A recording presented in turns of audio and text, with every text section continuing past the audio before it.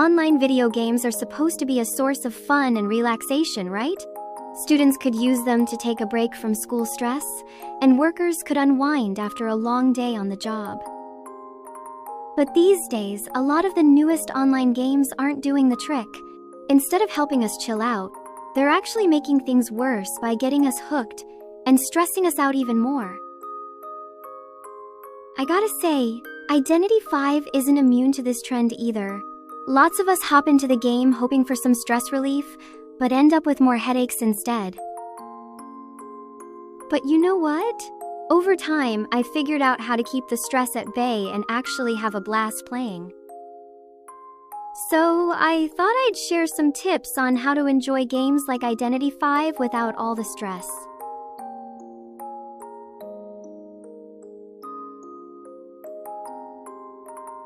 In many competitive games, a significant contributor to game addiction and stress is the ranking system. A study conducted at the University of California revealed that game developers intentionally design ranking systems to keep players engaged in the game. This is achieved by encouraging players to strive for higher ranks and to become the top performers among their peers. While achieving a top rank in a game may initially feel like an accomplishment, it ultimately leads to increased stress. This is because maintaining that high rank becomes a constant source of agitation, compelling you to play more and more matches. As a result, you may neglect important aspects of your daily life, such as studying, chores, or even getting proper rest. The same applies if you're a mid-rank character aiming to reach the top tier. You'll find yourself playing even more matches, whether it's to climb the ranks or to train and improve your skills in pursuit of a higher rank. Consequently, you end up experiencing sleep deprivation and performing poorly in academics or at work. Your mood suffers as well because you're constantly preoccupied with thoughts of attaining a better rank. Ultimately, your life becomes dictated by your rank in the game, and worst of all, you may not even realize it's happening to you. That's why I ultimately decided to quit playing ranked matches in Identity V altogether. If you're aiming to steer clear of stress in this game, you might want to consider ditching ranked matches as well.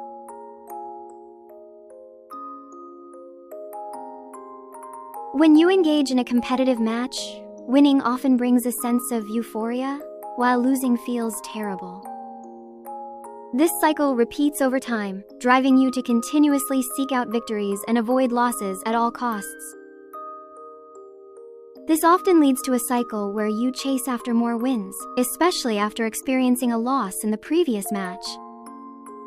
According to the same study I mentioned earlier, video game players tend to pursue a win after a loss, hoping that winning will improve their mood. Essentially, they seek a break-even point after a loss to feel better. So, let's say you keep losing repeatedly after your last loss, but you keep playing, hoping for a win. When you finally do win, it might be well past noon or even midnight.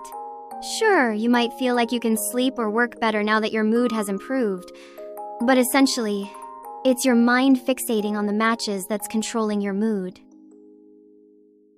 From this, I've learned to see both winning and losing as part of everyday gaming. We win some matches, we lose some, no big deal, right?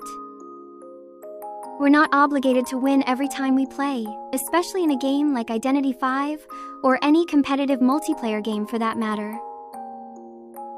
Once you let your life revolve around winning or losing, that's when stress starts creeping in.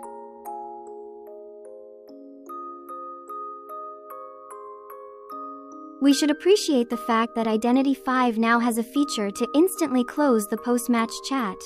Getting into a post-match chat is like rehashing a wrong answer after an exam. Stressful, painful, and with no way to change the outcome. Plus, a toxic post-match chat can linger in your mind for the entire day, or even longer. Well, not all post-match chats are bad. I've met some really nice people there too. But if you're looking to steer clear of toxic conversations, I highly recommend closing the post-match chat right away. It's better to be safe than sorry, right? Now, if you're looking for some conversation in-game, you can always engage in the global chat or guild chat as an alternative. Personally, I find the global chat more enjoyable than the post-match chat. It's less stressful and more fun, in my opinion.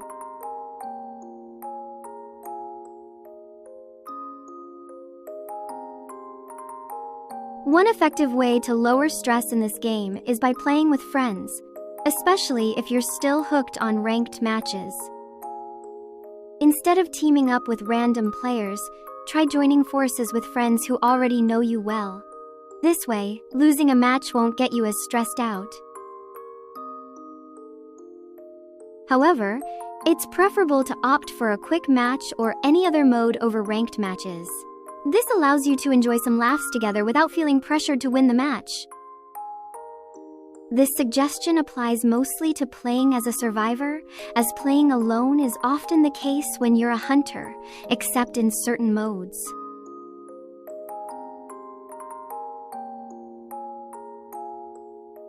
Another strategy to dial down the stress from playing this game is to set limits on your gaming hours. Lately, that's what I've been doing, and it's resulted in less stress for me overall. As I mentioned before, the deeper you dive into a competitive multiplayer game, the more it grips you. Just sharing my experience, there was a time when I could play this game for hours, joining in every ranking session throughout the day. It felt like my time and my world were shrinking, not just because I was spending so much time playing the game, but also because my entire world seemed to revolve around getting better at it. Nowadays, though, I only play for about an hour a day, or even less. This helps me feel less attached to the game and allows me to see the world from a broader perspective. I've come to realize that there are so many more beautiful things in this world beyond just this game.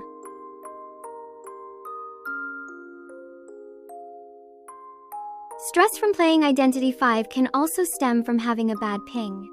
While this might be a daily occurrence for many players, I still recommend stopping gameplay when the ping is poor.